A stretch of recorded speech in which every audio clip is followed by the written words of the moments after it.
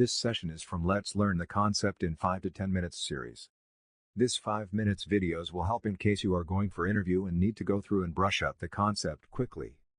Playlist will be updated every week, so subscribe to the channel to see more such content anytime and share if you like it. All the best. Hello guys, welcome to the next Selenium video. So in this video we are going to see another interview question for test automation. How to use DataProvider for running same TestNG test on multiple browsers. Okay, so this is very common interview question, and most of you might have already faced this in the interview. So rather than just explaining the logic, if you could write the code for this in front of interviewer, then that will definitely help you in the interview. So here I need to use this DataProvider concept from the TestNG, and by using that I should be able to run a single TestNG test on multiple browsers. Okay, that can be Chrome, your Firefox, or Microsoft Edge. Okay, so I can run this test cases in sequential, okay, or I can run this test case in parallel mode as well. So let's see how we can write the code for this, and we will run our test case in both sequential and parallel mode. Okay, so this is my class name, run same test on multiple browsers. So in this I will have one TestNG test,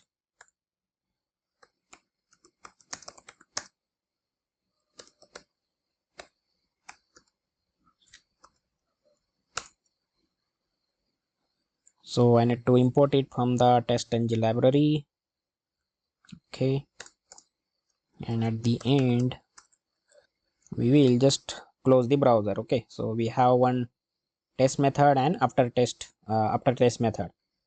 So first let's see how you can store the data using DataProvider. So DataProvider will return a one-dimensional or two-dimensional array depending upon the values that you store.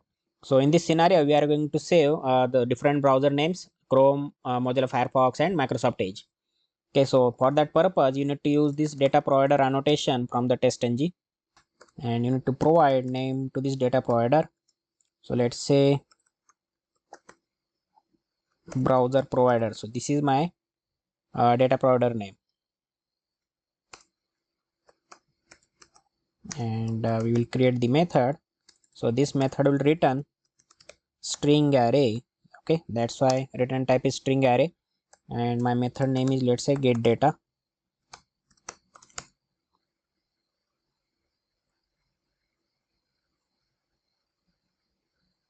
Okay, so first of all let's see how you can store the data in this DataProvider. So as I already said, we can store the data in one-dimensional array or two-dimensional array depending upon your requirement. Okay, so I will define one-dimensional array here, string browsers equal to, and we will store values in this curly bracket. So first browser will be Chrome, then I need to run my test case, same test case on Firefox as well, and on Microsoft Edge. Okay, so these three values I have stored in this one-dimensional array browsers. Okay, and same array we are going to return to our TestNG method. So I will return this browsers reference here. So now which TestNG method is going to use the input from this DataProvider? This is the public void test1 method. Okay, so for this @TestNG annotation, you just have to provide the name of the DataProvider that is this test1 method is going to use. Okay, so my DataProvider name is browser provider. So this name you need to provide for this TestNG annotation. DataProvider. Okay, so this is my DataProvider name.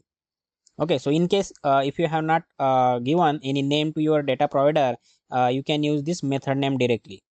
Okay, so in that case you need to provide this get data in place of this browser provider if you have not given any name to your DataProvider.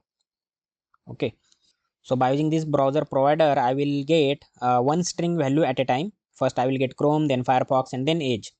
Okay, so that I need to catch in this method. Okay, so that will be my string value browser. Okay, string browser, and now I can use this browser value for opening the different browsers. Okay, so you just have to simply use if condition here. If browsers dot equal ignore case, if it is equal to Chrome, then I will open the Chrome browser, right? So WebDriver manager dot Chrome driver dot setup. Okay, and let me create our WebDriver reference here, public WebDriver driver.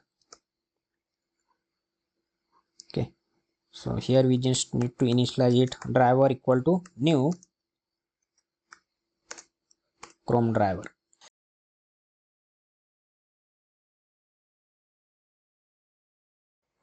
Okay, so this if and else condition will check the different values for this browser, and according to the value it will open Chrome, Firefox and Microsoft Edge. Okay, so once our browser is open, let's open some website.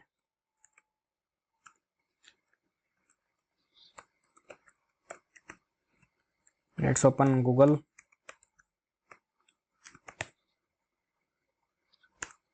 And maybe we can assert some URL here,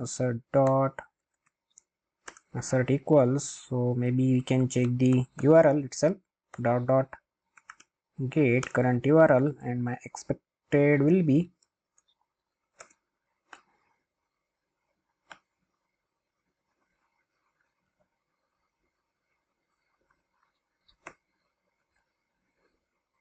okay. And before closing the browser, let me give some thread.sleep here.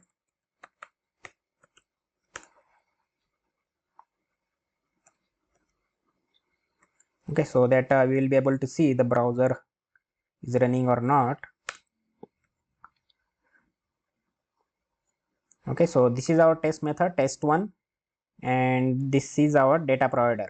Okay, so this method I want to run on Chrome, then Firefox and then Edge in a single run. Okay, so I will run only once, and this test case should run 3 times on different browsers. And after waiting 3 seconds, we can close the browser. Okay, so let's quickly run this now.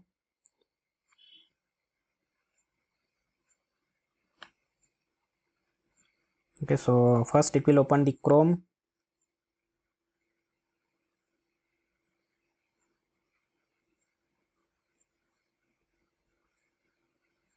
Okay, so we are running our test case sequentially as of now. So same test case is running on Chrome, Firefox, and it should open Microsoft Edge as well. So this is the Microsoft Edge. Okay, so let's see.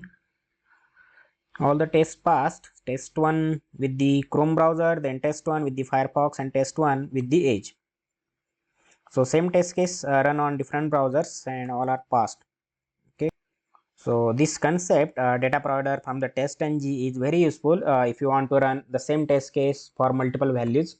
So for example, any other scenario you can test is to check the login functionality for different username and password. So let's say if you want to test the login functionality for valid, invalid scenarios, then you can provide those values, username and password, using the two-dimensional array using the data provider here. And this will be your for example login test case, and that will run for all these 10 values. Okay, so if you want to run this same test case on multiple browsers at the same time, then you can do that. Just here you need to add parallel property here, parallel equal to true.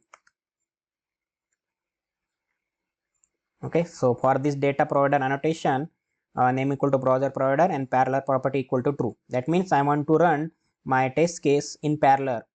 Okay, so whatever values I am passing from here, that will be given to my test case, and that test case should start executing in parallel mode. So let me save it and we can run it now.